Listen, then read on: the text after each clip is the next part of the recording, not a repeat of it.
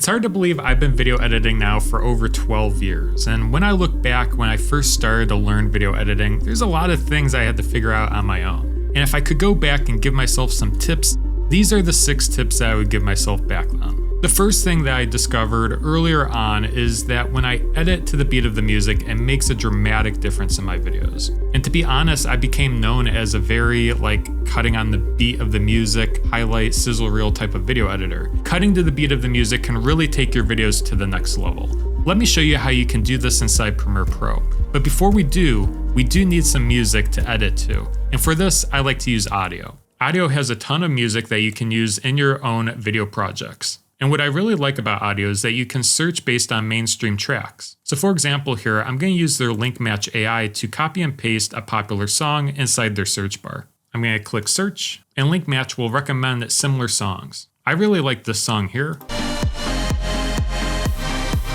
I'm going more for a high energy EDM edit to show you really how you can edit to the beat of the music and the difference it makes. So I'm going to click download. Back inside Premiere Pro, I've added in my music, but what I wanted to show you is what it looks like before it's edited to the beat of the music. Let's take a look.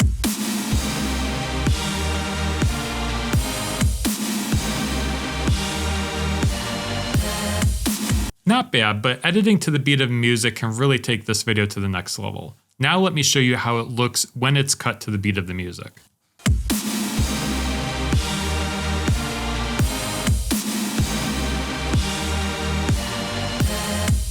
So that's a lot better. Now you might be wondering, how do I determine where the beats are? Well, you can use your ears to listen to where the beats are, and I like adding markers inside Premiere Pro. That way it makes lining up your clips very easy. For example, in this sequence where we don't have the clips selected and synced to the music, what we can do is click M while playing back our footage to add markers to our timeline where we hear the beat of the music. So I'm just going to click and play this back and hit M on my keyboard.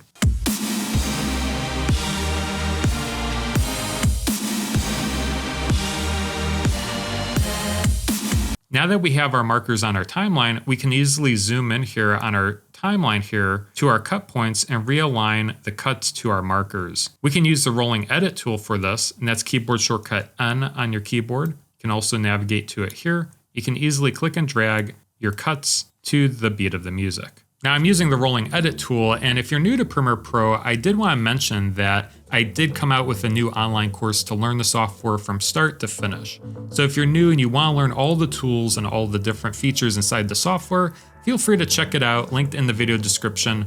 The course is down, linked below. What's nice is that there's over 6 hours of on-demand training videos that you can watch to really dive deep and learn the software from start to finish. So be sure to check it out, link in the video description, but let's check out the next tip. The next tip I would give myself is to use multiple sequences. To be honest, when I first started editing videos, I would just edit in one long sequence. But, I come to realize you can duplicate and make as many sequences as you want. For example, in this case, let's say if I edited to the beat of the music here, but I wanted to go back to the original, I can always go back to my other sequence. Or let's say if I like this sequence, I want to continue making edits, maybe I want to color grade or do another task, I can easily duplicate the sequence by right-clicking and going to duplicate. I can then rename this maybe color grading, and that signifies that this sequence here, when I double-click on it to open it up, this is going to be the color grading sequence. And let's say if I mess up the sequence somehow, maybe I mess up my clips when I'm color correcting or color grading, I can always go back to the other sequence here, my original sequence, if I need to restart essentially. So that can be very helpful. My next tip is to use adjustment layers. Adjustment layers can be very handy, especially applying effects to several clips on your timeline all at once. And what I really like using it for is color correcting and color grading. So for example, in this sequence here, let's say if we wanted to color grade our clips, we can create an adjustment layer and add it over all these clips in our timeline here. So to create an adjustment layer, back inside the project panel, we can navigate to the new item button at the bottom right and go to adjustment layer. I'm going to click OK. It should automatically match your sequence settings. So I'm going to click OK. And then you can click and drag this new item over all your clips. So I'm going to click and drag it on video track 2 here, and then just click and drag the edge of it to expand it over all of your clips. So now, for example, when you click on this layer, and let's say if we open up Lumetri Color by going up to Window Lumetri Color, you can see it's open on the left-hand side. I'm just gonna make it more warm just to show you. You can see that we added more warmth to this shot, but it's not only for this clip here, it's also for these clips over here as well. So it affects all the layers underneath the adjustment layer. If I turn this off, you can see it's cooler or back to normal. So that's the power of adjustment layers, is you can apply effects to this and it will affect several clips at once, instead of having to apply effects to each individual clip on your timeline. In addition to adjustment layers, I love adding light leaks to my footage. This can really add a very nice cinematic polished look to your footage. It also adds a lot of energy to your shots as well. So I like using them here and there in my projects. Now you can get light leaks from a lot of different places, and one place I did want to recommend is my own Patreon store. So there's a lot of light leak packs that are available. I will leave that link down in the video description if you're interested. But in this example, I'm going to show you one of the packs that are on there. So for this example, I'm going to use my warm color leaks pack of 5 different color leaks here. I'm going to click and drag this to my project panel to import them. And to apply a light leak, what you can easily do is click the drop down. I'm going to double click on one to open it up. We can see that we have this nice light leak here. We can easily click and drag the film icon over our clips in our timeline, maybe go out forward in time. And what I like to do is actually apply the light leak maybe during a transition point. So first what I'm going to do is click on the light leak here and then go over to effect controls. Under opacity, I'm going to change the blending mode to add. And this makes it an additive. What I'm going to do is actually trim this light leak, so this is the beginning. So I'm going to click and drag the side of it. I'm going to actually make it right at the cut point. So the beginning of this clip is right at the beginning of this clip here. And then I'm going to click and drag the edge of it. That way we trim it and extend the beginning over the other clip.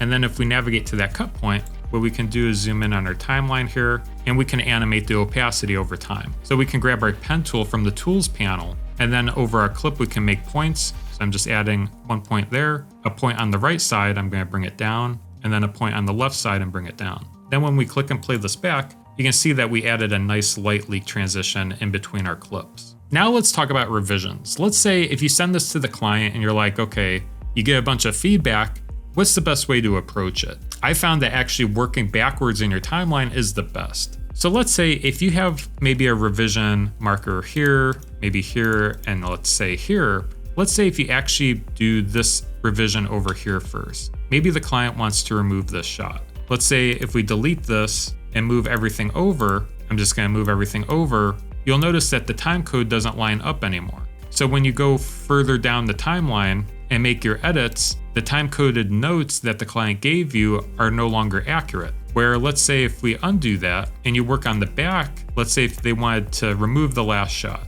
you could easily remove it, trim everything, and you'll notice that the time codes and the notes for the other revisions near the beginning of the video are still there, and they're still accurate inside your timeline. Now, when I was first starting inside Premiere Pro, I often struggled with my clips. Sometimes they were getting bogged down, it was hard to work in the software, and one thing that I realized that can be very beneficial is to create proxies. This can help Premiere play back your footage a lot smoother inside your timeline. So if you're having trouble playing back your footage, this is a good way to help solve that. So inside Premiere Pro, to make proxies of your video clips, what you can do is navigate to your video clips here, select all of them inside your project panel, right click on them, and then go to proxy. Then if you click create proxies here, I like choosing ProRes QuickTime Proxy. So I'm gonna click OK, and this will automatically launch Adobe Media Encoder. And this will run in the background, and once it's finished, it'll be updated inside Premiere Pro. Back inside Premiere Pro, to enable the proxies, you can click on this button here, toggle proxies inside the program monitor. If you don't see this option here, you can always click on this plus button and then click and drag down the toggle proxies button from the menu. That way it's visible. If you zoom in on your project, you can see that the ones that have proxy files have that little icon inside the clip. When that icon is on the clip, it's there, and when you disable it, you can see it gets disabled. Now, proxies are just one of the ways that you can help speed up Premiere Pro. There are a lot of other ways as well. If you want to learn more, I did make a video going over 5 additional ways that you can speed up Premiere Pro, make it run faster. So if you do want to check out that video, I will leave it linked right up there. Feel free to go check that one out. But that does it for this video. I hope this was helpful. I'll see you guys in the next one. Take care.